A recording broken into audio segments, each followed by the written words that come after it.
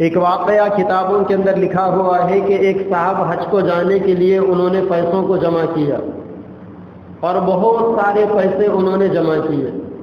حج کو جانے کے لیے وہ سارا ساز و سامان تیار کر کر نکلنے لگے. انہوں نے راستے کے اندر دیکھا کہ ایک بوڑھی عورت ہے، راستے کے کنارے پر بیٹھی ہوئی ہے اور اس کے سامنے کپڑا رکھا ہوا ہے، کپڑا بچھا ہوا ہے.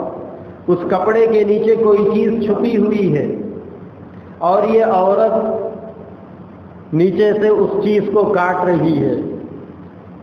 چنانچہ یہ صاحب وہاں قریب گئے، جا کر اس عورت کو انہوں نے سلام کیا اور پوچھا کہ بی بی کیا کر رہے ہو؟ اس عورت نے پہلے تو کچھ بتانے سے انکار کر دیا. جب انہوں نے بہت سا اصرار کیا تو اس عورت نے کہا کہ میں یہاں ایک مرا ہوا کتا پڑا ہوا تھا، اس کے گوشت کو کاٹ رہی ہوں. انہوں نے پوچھا کہ بی بی کتے کے گوشت کو کاٹنے کی کیا نوبت آئی آپ؟ انہوں نے کہا کہ بیٹا ہم سید گھرانے کے لوگ ہیں، حضور کے خاندان سے ہمارا تعلق ہے. میرے شوہر کا انتقال ہو گیا اور میرے چھوٹے چھوٹے بچے، آج کئی دن گزر گئے، میرے گھر کے اندر فاقے ہیں. ہم سید لوگ ہیں، کسی کے پاس مانگنے کے لیے جا تو نہیں سکتے، لہذا میں اپنی بھوک کو اور اپنے بچوں کی بھوک کو مٹانے کے لیے مردار کتے کا گوشت کاٹ کر لے جا رہی ہوں. تو یہ جو صاحب تھے ان کے دل سے آہ نکلی اور انہوں نے حج کو جانے کے لیے جو کچھ پیسے لے کر نکلے تھے وہ سارے کے سارے پیسے اس بوڑھی عورت کو صدقہ کر دیے اور یہ کہا کہ اماں یہ پیسے اپنے پاس رکھو. اور انہوں نے حج کو جانے کا ارادہ کینسل کر دیا، وہیں سے گھر واپس چلے گئے. حج کا مہینہ گزر گیا، جو لوگ حج کو گئے تھے وہ حج سے واپس آ گئے. ان کے علاقے کے ایک آدمی حج کو گئے تھے، انہوں نے ان کو پکڑ کر پوچھا کہ یار عجیب آدمی ہے تم بھی، میدان عرفات میں تو ملے تھے تم مجھ سے اور اس کے بعد ملنے کا وعدہ تھا، لیکن پھر تم نے مجھ سے ملاقات ہی نہیں کی.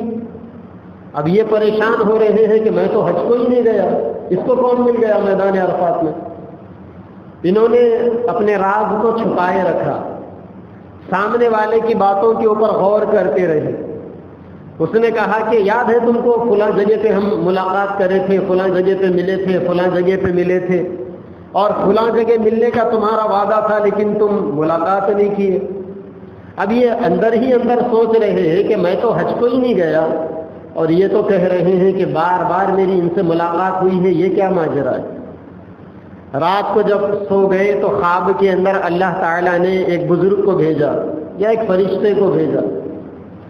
وہ فرشتہ ان سے کہنے لگا کہ تم نے نبی کے خاندان کے اوپر رحم کھایا تھا، اس بیوہ کے اوپر اور اس بیوہ کے یتیم بچوں پر تم نے رحم کھایا تھا اور اپنے حج کا سارا مال تم نے ان کے اوپر صدقہ کر دیا تھا.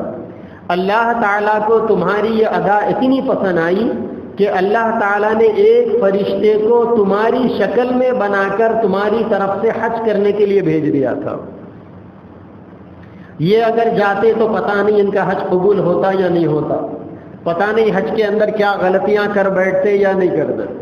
لیکن اللہ تبارک و تعالیٰ نے ان کے صدقے کو اور ان کی نیکی کو اتنا قبول کیا کہ اللہ نے فرشتے کو ان کے جیسی شکل بنا کر ان کی جگہ پر حج کے لیے بھیج دیا.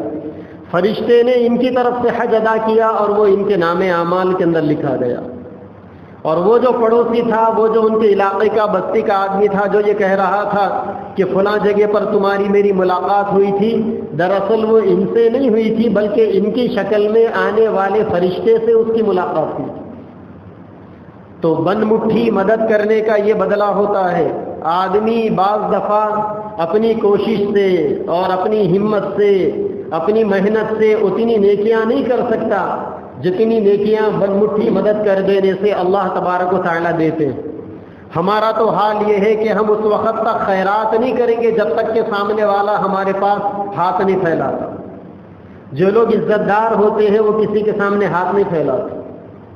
کیونکہ حدیث پاک میں اللہ کے نبی نے فرمایا السؤال ذل، سوال کرنا، کسی کے سامنے مانگنا، کسی کے سامنے ہاتھ پھیلانا، یہ انسان کے لیے ذلت کا سامان۔ اسی لیے جو لوگ خاندانی لوگ ہوتے ہیں، جو لوگ عزت دار لوگ ہوتے ہیں، وہ دوسروں کے سامنے سوال نہیں کرتے، وہ عزت کے مارے گھٹ گھٹ کر زندگی گزار لیتے ہیں، لیکن کسی کے سامنے مانگنا گوارا نہیں کرتے۔